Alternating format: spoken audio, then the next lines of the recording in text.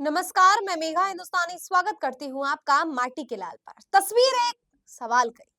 कौन सी तस्वीर है जो राहुल गांधी नेता प्रतिपक्ष ने शेयर की है और इसको लेकर इतना विवाद हो रहा है, आपको दिखाएंगे। लेकिन जरा सोचिए कि देश में चुनाव का माहौल है, लेकिन इसी चुनावी माहौल में कुछ ऐसे मुद्दे हैं, कुछ ऐसे विषय हैं, कुछ ऐसी खबरें हैं जो आप तक ले जाई नहीं जा रही है, आप तक लाई नहीं जा रही है। लेकिन इन खबरों पर प्रकाश डालने का काम जो है हमारा है, तो हम आपको बताते हैं कि कौन सी ऐसी खबरें हैं जो छूट रही है पीछे इस चुनावी माहौल में। लेकिन इन्हीं मुद्दों की वजह से सरकार बनती और सरकार गिरती है, या यूं कहूं कि गिरनी और बननी जो सरकार है, या सरकार टिक पाएगी नहीं टिक पाएगी, बनेगी गिरेगी, जो कुछ भी है ये इन मुद्दों पर ही निर्भर करती है। लेकिन असल में पूरा का पूरा जो है सियासत, वो राजनीति जो है वो जातीय समीकरण से चलता है। लेकिन क्या होता अगर इन मुद्दों पर चुनाव होते, और इन मुद्दों सचमुच अगर इसे प्रैक्टिकली देखें तो दोस्तों यही ऐसे मुद्दे हैं जिस पर आज देश की सबसे ज्यादा देश को जरूरत है। खबर क्या आपको दिखाते हैं, राहुल गांधी के ट्वीट से समझिए, जिसे पवन खेड़ा ने भी रिपोस्ट किया है। राहुल गांधी लिखते हैं, आम लोग कब सेफ होंगे मोदी जी, आप तो बस एक अडानी को सेफ करने में लगे हुए हैं। ये भयावह तस्वीर और खबर भारतीय रेल की लंबी लापरवाही, उपेक्षा और जानबूझकर की गई भर्तियों का परिणाम है।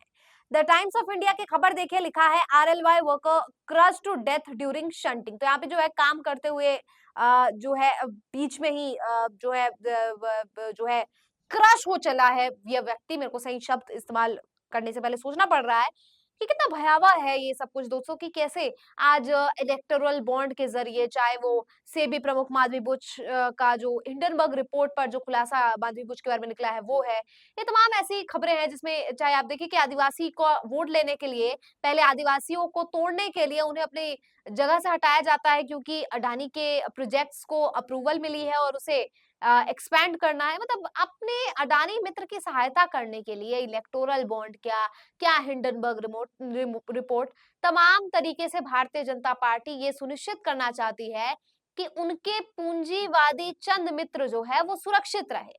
और वहीं दूसरी तरफ देश का ये हाल हो रखा है कि आज अपने ही जान को हथेली पर रखकर, जोखिम में डालकर पब्लिक ट्रांसपोर्ट का इस्तेमाल करना पड़ता है। अब मैंने आपको बताया था कि कैसे दोस्तों वीडियोस काफी वायरल हो रही है जिसमें भारत की रेल की तस्वीरें दिखाई गई है। बहुत से ऐसे पैसेंजर्स जो है वो अपने सीट्स को बांध रहे हैं क्योंकि उनको पता नहीं कब ट्रेन जो है वो डिरेल हो जाए। ट्रेन डिरेलमेंट को लेकर मीडिया ये खबर उड़ाता है कि कोई ना कोई आतंकी साजिश है, जबकि खबर ये निकलती है कि वर्कर्स को तनख्वाह नहीं मिल रही, इस वजह से उन्होंने ट्रेन डिरेल कर दी। मतलब क्या ही आज सुरक्षा के लिहाज से, सिक्योरिटी के लिहाज से, या यूँ कहूँ कि वर्कर्स की भी सिक्योरिटी के लिहाज से आज कहाँ ही है रेलवे। और इसको लेकर रेल मंत्री कुछ नहीं कहते, उनके लिए रील बनाना ज़्यादा महत्वपूर्ण है। और रील बनाने में भी गलती कर देते हैं। वंदे भारत की जगह साउथ अमेरिका का कोई ट्रेन चिपका देते हैं, तो क्या ही बोले अब। लेकिन दोस्तों एक और तस्वीर, इस पे भी चर्चा करना ज़रूरी है। उससे पहले सुप्रिया सुनीत की ने क्या लिखा है इस विषय पर, इस तस्वीर पर देखिए, लिखा है, हे प्रभु! यह दिल दहलाने देने वाला हादसा बिहार में बरौनी का है। लखनऊ बरौनी एक्सप्रेस की शंटिंग के दौरान एक शंटिंग मैन की दर्दनाक मौत हो गई। इस लापरवाही का जवाबदेह कौन है? रील मंत्री को कोई फर्क पड़ता है क्या? देखिए तस्वीर कितनी भयावह दिख रही है दोस्तों, कि वो आदमी जो है वो बिल्कुल एकदम सैंडविच बन गया है, मतलब एकदम पिचक गया है 2 ट्रेनों के डिब्बों के बीच में। और कितनी दर्दनाक मौत, मतलब इसके लिए मतलब ये लापरवाही हो कैसे जाती है? सबसे बड़ा सवाल है कि इसके लिए तो रेल विभाग ही जिम्मेदार है, और रेल विभाग को इसके आगे आके जो है जिम्मेदारी लेनी चाहिए कि ऐसी चीजें कैसे जो है अंजाम पर चली जाती है। बहुत एकदम सोचने वाली और एकदम गंभीरता से लेने वाली ये विषय है, कोई हल्की-फुल्की विषय नहीं है कि आप सोचे कि नहीं ऐसे ही है विषय। इसके अलावा मैं आपको दिखाऊं दोस्तों एक और तस्वीर जिस पर चर्चा करना जरूरी है, जो अखिलेश यादव ने भी इसे ट्वीट किया है। बांदा न्यूज, गोदाम में चल रहा था नकली खाद का कारोबार, अधिकारियों ने छापेमारी कर 27 बोरी की बरामद, माफिया फरार। बांदा में नकली खाद बनाने वाले माफिया सक्रिय हो गए हैं। प्रशासनिक टीम ने एक गोदाम से सरकारी बोरियों में भरी नकली खाद बरामद की है। गोदाम को सील कर लिया गया है। अलग अलग विभाग, अलग अलग जगहों से ऐसी तस्वीरें निकल कर आ रही है जिसमें धांधली की बातें, मिलावट की बातें, सुरक्षा के लिहाज से चूक। तो आखिर एक आम आदमी कहाँ सुरक्षित है?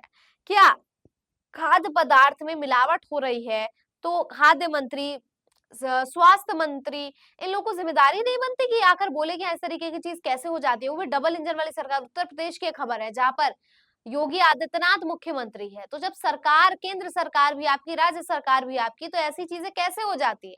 और अगर हो जाती है तो फिर अमित शाह को ये डींगे हाँकने की जरूरत नहीं है ना कि जो वायदे करते हैं नरेंद्र मोदी वो पूरा करते हैं। क्योंकि वायदे तो ये सब भी करते हैं, लोगों को सुरक्षा देंगे। ट्रेन आज इतने डिरेल हो रहे हैं, इतने हादसे हो रहे हैं, खाने में कॉकरोच निकल के आ रहा है, सफाई सुरक्षा बिल्कुल भी नहीं है, पानी गंदा आता है, तो आखिर ये तमाम चीजों के लिए किसको जिम्मेदार ठहराया जाए?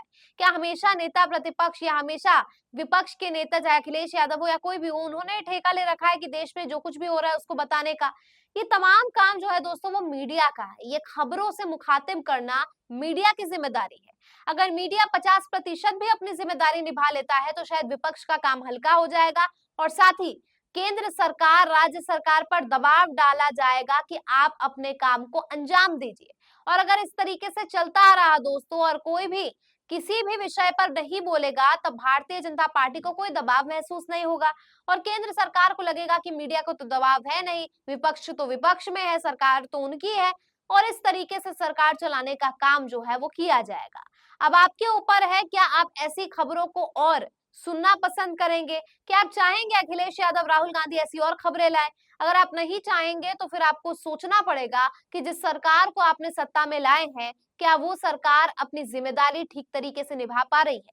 कमेंट करके बताइए आपकी क्या राय है इस पूरी खबर पर। मुझे दीजिए इजाजत, देखते रहिए माटी के लाल। धन्यवाद।